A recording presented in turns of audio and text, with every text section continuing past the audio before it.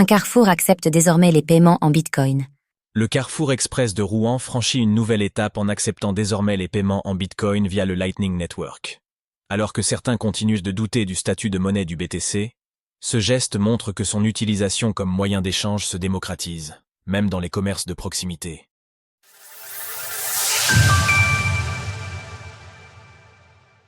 Bitcoin n'est pas une monnaie? Ce Carrefour n'est pas d'accord. Les détracteurs de Bitcoin avancent régulièrement que le BTC n'est pas une monnaie, mais uniquement un actif spéculatif.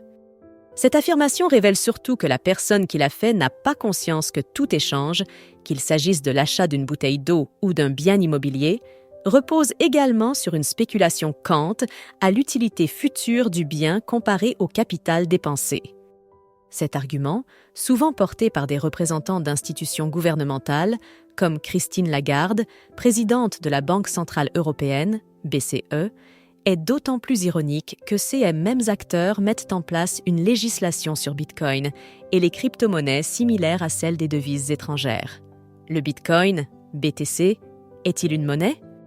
Contrairement aux monnaies fiduciaires, dont l'utilisation est imposée, l'humanité a presque toujours évolué dans un marché libre des monnaies, changeant de moyens d'échange et de réserve de valeur selon les préférences des populations. Ce phénomène se reproduit aujourd'hui avec Bitcoin. Le Carrefour Express de la rue de la République à Rouen a d'ailleurs récemment choisi d'accepter les paiements en Bitcoin, notamment via le Lightning Network.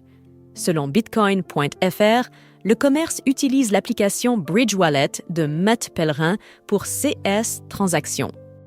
La plateforme d'échange à l'origine de ce portefeuille a également offert 100 000 Satoshi, plus de 56 $ au cours actuel du BTC, à la première personne postant une vidéo de son paiement dans l'établissement. Astérisque. Après avoir activé un plan d'épargne et cumulé au moins 100 € d'achat de BTC.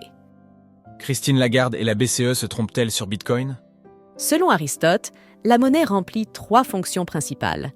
Elle sert d'instrument d'échange en facilitant les transactions et en remplaçant le troc, d'étalon de valeur pour mesurer et comparer les biens, et de réserve de valeur permettant de stocker la richesse dans le temps. Ces 3 fonctions s'appliquent autant à Bitcoin qu'aux monnaies fiduciaires. Cependant, pour être précis, seule la 3e fonction est parfois mise en question, aussi bien pour le BTC que pour des devises comme l'euro. En effet, bien que le BTC prenne de la valeur sur le long terme, il peut connaître des fluctuations importantes à court terme. À l'inverse, l'euro et les monnaies fiduciaires sont les seuls actifs dont on peut être certain qu'ils perdront de la valeur au fil du temps, car les banques centrales visent une inflation annuelle de 2%.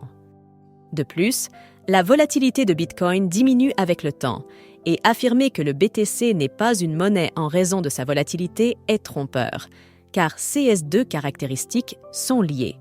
C'est un cercle vicieux. On pourrait dire que le BTC est volatile, car il est moins utilisé que l'euro, et qu'il est peu utilisé parce qu'il est volatile. Pourtant, depuis sa création, l'usage de Bitcoin augmente en parallèle d'une volatilité qui diminue, les 2 phénomènes étant étroitement liés. Retrouvez toutes les actualités crypto sur le site cryptost.fr.